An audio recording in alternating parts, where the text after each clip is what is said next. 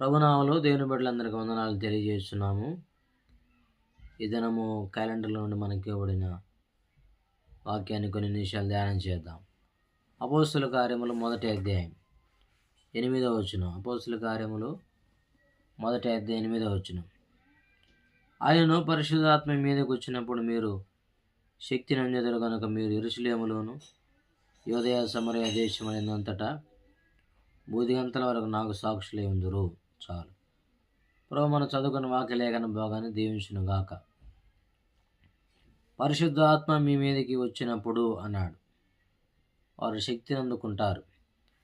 కాబట్టి ప్రభువు యేసుక్రీస్తు ప్రభు వారు వెడలిపోయిన తర్వాత, అనగా పరలోకమునకు ఆరోహణ వెళ్ళిపోయిన తర్వాత, ఇప్పుడు దేవుని యొక్క సంకల్ప ఉద్దేశం ఏంటంటే, మరి వీరందరూ కూడా చెదరిపోయి దేవుని పని పరిచర్య చేయాలా, సంఘము కట్టబడాలా, విస్తరించబడాలా, అనేక ఆత్మలు చేకూర్చబడాలా.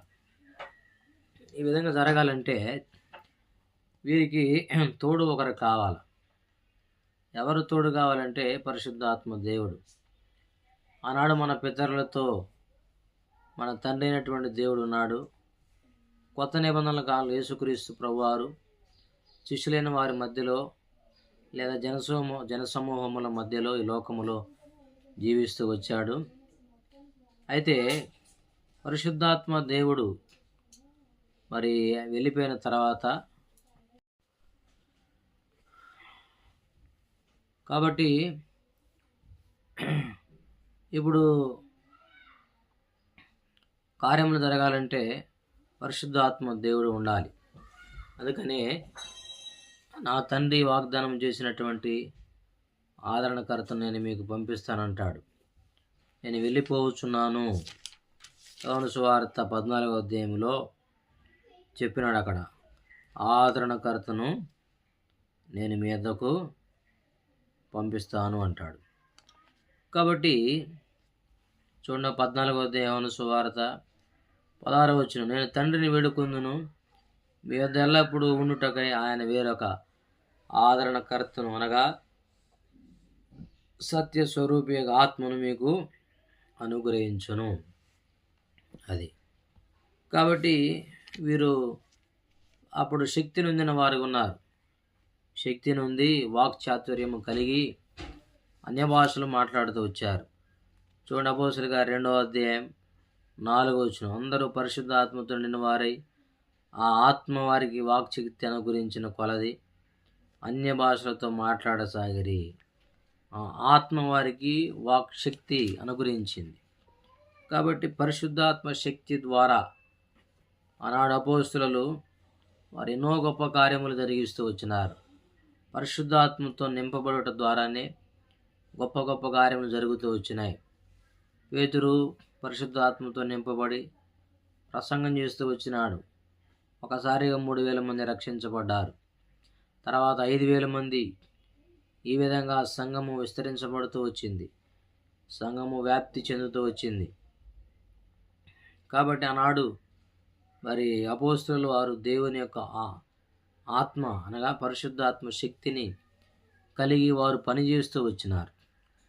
ఇప్పుడు వీరు పరిశుద్ధాత్మ మీ మీదకి వచ్చినప్పుడు అన్నాడు. పరిశుద్ధాత్మ దేవుడు దిగి వచ్చే వరకు కూడా వీరు ఏం చేయాలంటే, తండ్రి వాగ్దానం చేసి ఉన్నటువంటి ఆ పరిశుద్ధాత్మ కొరకు కనిపెట్టుకుని వారుగా ఉండాల. అందుకే ప్రభువు ఒలీవల కొండ మీద నుండి ఆరోహణమై వెళ్ళిపోయేటప్పుడు వారికి మాట చెప్పినాడు. లూకా సువార్త 24వ అధ్యాయం 24:49. ఇదిగో నా తండ్రి వాగ్దానం చేసినది మీ మీదకి పంపుచున్నాను, మీరు పైనుండి శక్తి పొందే వరకు పట్టణంలో నిలిచి ఉండడండి వారితో చెప్పాను. అది కాబట్టి పరిశుద్ధాత్మ వీరి మీదకి రావాలంటే ప్రభువు పంపించేంత వరకు వీళ్ళు ఏం చేయాలా? ఆ మేడగదిలో కనిపెట్టుకొని ఉండాల. అందుకే ఇక్కడ నాడు నిలిచి ఉండు అని చెప్పినాడు. మీరు యెరూషలేము నుండి వెళ్ళక ఆ యొక్క మేడగదిలో ఉండమని చెప్తూ వచ్చాడు. చదవండి, అపోస్తలుల కార్యం 1వ అధ్యాయం 12వ వచనం, వారు ఒలీవల మనబడిన కొండ నుండి యెరూషలేముకు తిరిగి వెళ్ళిరి. ఆ కొండ యెరూషలేమునకు విశ్రాంతి దినమున నడవదగినంత సమీపం ఉన్నది. వారు పట్టణంలో ప్రవేశించి తాము బస చేయుచుండిన మేడగదిలోనికి ఎక్కి పోయిరి అన్నాడు. చూసారా? కాబట్టి 4వ వచనం, అపోస్తలుల కార్యం 1వ అధ్యాయం 4వ వచనం, ఆయన వారిని కలుసుకొని ఇలాగ ఆజ్ఞాపించును, మీరు యెరూషలేము నుండి వెళ్ళక నా వలన వినిన తండ్రి యొక్క వాగ్దానం కొరకు కనిపెట్టుడి. పరిశుద్ధాత్మ దేవుడు దిగి వచ్చే వరకు వీడు చేయాల్సిన పని ఏంటంటే, పరిశుద్ధాత్మను పొందుకోవాలంటే వీరు మరి తండ్రి తను చేసిన వాగ్దానమును పరిశుద్ధాత్మ దేవుణ్ణి పంపే వరకు కూడా వీరు కనిపెట్టుకొని ఉండాలా, రెండవది నిలిచి ఉండాలి. కాబట్టి వీరు ఆ మేడగదిలో కనిపెట్టుకొని ఉన్నారు, నిలిచి ఉన్నారు. నాడు మన జీవితంలో మనం కూడా కనిపెట్టుకొని ఉండాలి, నిలిచి ఉండాలి. కనిపెట్టుకొని నిలిచి ఉన్నప్పుడు మనం కూడా దేవుడు మన పట్ల గొప్ప కార్యములు చేసేవాడు ఉంటాడు. కనిపెట్టుకొని ఉండకపోతే, నిలిచి ఉండకపోతే గొప్ప కార్యాలు మన జీవితంలో చూడలేం. కాబట్టి అందుకే అంటాడు నిలిచి అన్నాడు. చూడండి, 14 నిర్గమాకాండం 14వ అధ్యాయం ఒక మాట చెప్పాడు. నిర్గమాకాండం 14:13, అందుకు మోషే, భయపడకుడి, యెహోవా మీకు నేడు కలుగుచే రక్షణను మీరు ఊరక నిలుచుండి చూడుడి. నిలిచి ఉండాల. కాబట్టి వీళ్ళు అటు ఇటు కదలాల్సిన పని లేదు, అక్కడే నిలకడగా నిలిచి ఉండాల.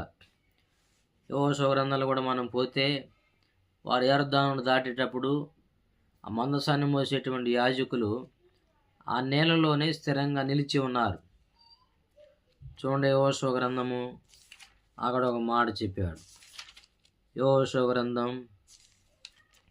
3వ అధ్యాయం 17వ వచనం, జనులు యెరికో ఎదుటను దాటగా యెహోవా నిబంధన మందసము యాజకులు యొర్దాను మధ్య ఆరిన నేలను స్థిరముగా నిలిచిరి. జనులందరూ యొర్దాను దాటుట తుదముట్టు వరకు ఇశ్రాయేలు అందరూ ఆరిన నేల మీద దాటుతూ వచ్చిరి. సుమారుగా 20 లక్షల కాల్బలం వీరందరూ కూడా దాటే వరకు యొర్దాను మధ్యలో యాజకులు మందసాన్ని మోసే యాజకులు స్థిరముగా నిలిచి ఉన్నారు. ఒకవేళ వీళ్ళు స్థిరంగా నిలిచి ఉండకపోతే వారు దాటలేరు. అనేకులకు నష్టం ఉన్నది, అక్కడ అపాయం ఉన్నది, ఇబ్బంది ఉన్నది, అనేకులు దాటలేనటువంటి పరిస్థితి అక్కడ ఉన్నది. వీరందరూ కూడా దాటాలంటే, క్షేమంగా ఒడ్డుకు చేరాలంటే ఈ నీళ్ల మధ్యలో వీరు స్థిరంగా నిలబడాల. 20 లక్షల మంది దాటే వరకు ఏ విధంగా వారు నిలబడ్డారు. కాబట్టి స్థిరముగా నిలిచే వారంగా మనం ఉండాల. స్థిరముగా నిలిచినటువంటి అనుభవం మనకు కావాలి.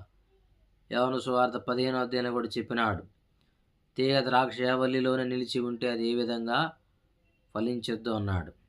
కాబట్టి నా యందు మీరును, మీ యందు నేనును నిలిచి ఉంటానని చెప్పినాడు.